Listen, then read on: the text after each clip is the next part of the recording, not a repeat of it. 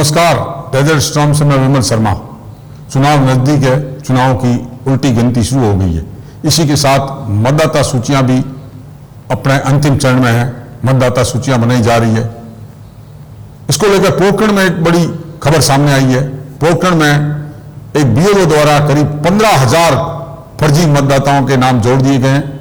आधार card को उम्र का आधार मानकर बिना सत्यापन किए उन्होंने, इस तरह का आरोप है कि 15,000 फर्जी मतदाता जोड़ दिए गए हैं। इसकी शिकायत होने के बाद में बाकायदा जिला कलेक्टर ने उन्हें बीएलओ को निलंबित कर दिया है और जांच प्रारंभ कर दी गई है। इस संबंध में भाजपा के नेता महंत प्रतापपुरी ने एक प्रेस वार्ता बुलाकर गंभीर आरोप लगाए हैं। हम आपको बताते हैं किस तरह यह मामला हुआ है और किस तरह से फर्जी नाम जोड़े गए हैं। विधानसभा चुनाव को लेकर मतदाता सूचियों के नाम जोड़ने का काम चल रहा है। पोखरण क्षेत्र में आधार कार्ड में फर्जी तरीके से उम्र बढ़ाकर वोटर कार्ड बनाने का मामला सामने आया है। आधार कार्ड की फोटोकॉपी का सत्यापन किए बिना ही बीएलओ ने लोगों का नाम मतदाता सूची में जोड़ दिया। इस आशय की शिकायत के बाद पता लगा कि बच्चों के आधार कार्ड में उम्र 18 साल बताते हुए वोटर कार्ड बना दिए गए। इसका खुलासा होने के बाद भरेवाला बीएलओ को कलेक्टर द्वारा सस्पेंड कर दिया गया है। इस तरह के फर्जीवाड़े का मामला सामने आने के बाद प्रशासन ने जांच शुरू की। नए वोटर्स का सत्यापन होने के बाद हकीकत सामने आई है। अगर हम बात करें, अगर हम समझें इनको तीन तरीके से, आपको तीन केस के माध्यम से समझाते हैं इसको किस तरह ये फर्जीवाड़े का खेल हुआ है। बारेवाला निवासी अमरदीन पुत्र मोहम्मद रफीक के आधार कार्ड नंबर 254471600506 में जन्म तिथि जनवरी 2006 दर्ज थी। ब्यूरो ने दी जानकारी आधार पर फोटोकॉपी में मोहम्मद रफीक की उम्र 1 जनवरी 2001 कर उसकी उम्र 22 साल कर दी गई।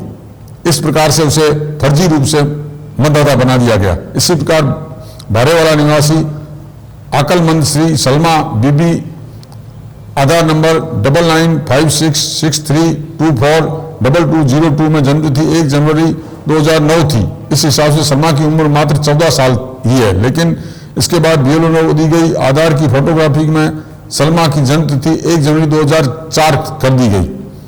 इसी प्रकार निवासी अकलमंद पुत्र अब्दुल मुनाफ के आधार कार्ड नंबर 636322182792 में जन्म तिथि 5 मई 2012 थी, जिसकी वास्तविक उम्र 11 साल थी, लेकिन काट छांट कर इसे 22 साल उम्र कर दी गई। इस तरह से फर्जीवाड़ा कर करीब 15,000 वोट फर्जी रूप से जोड़ दिए गए हैं। इसको लेकर महंत प्रतापपुरी ने पोखरण के राजनेताओं पर गंभीर आरोप लगाए हैं। उन्होंने आरोप लगाए कि मतदाता सूचियों में सत्ताधारी दल के नेताओं द्वारा बीएलओ पर दबाव डालकर फर्जी तरीके से नाम नाबालिग लोगों को बालिग बताकर वोट जोड़ दिए गए हैं। इस तरह से इसकी जांच होनी चाहिए। उन्होंने ये भी कहा कि जब कैबिनेट मंत्री के पीए ने बीएलओ पर दबाव बनाकर करीब 15,000 वोट फर्जी जोड़े हैं, ये बात प्रतापपुरी महाराज ने बाकायदा प्रेस के सामने कही है। महंत प्रतापपुरी ने आरोप लगाया है कि चुनाव आने से पहले ही सत्ताधारी नेताओं ने फर्जीवाड़ा शुरू कर दिया था। ऐसा पहली बार नहीं हुआ है। उन्होंने कहा कि पूर्व में विधानसभा के चुनाव में भी कुल 26 बूथ स्वीकृत हुए थे, जिसमें 25 बूथ पोखरण में और 1 बूथ जैसलमेर का स्वीकृत हुआ था। उस दौरान उन्होंने अधिकारियों पर पूरा दबाव डालकर यह बूथ स्वीकृत कराए। इसका प्रमाण है कि नियम यह था कि 2 किलोमीटर की दूरी और 18,400 की जनसंख्या होने पर नए बूथ की रचना की जाए, लेकिन 1700 मीटर दूर होने के बाद भी नए बूथों का गठन किया गया और हमारे 15 किलोमीटर दूर होने के बाद भी नए बूथ नहीं बनाए गए। पोखरण विधानसभा के इतिहास पर हम अगर नजर डालें तो 2008 में पोखरण विधानसभा का गठन हुआ था और 2005 में जब चुनाव हुए तो भाजपा से शैतान सिंह राठौड़ और कांग्रेस से वर्तमान काबीना मंत्री सालेह अहमद थे।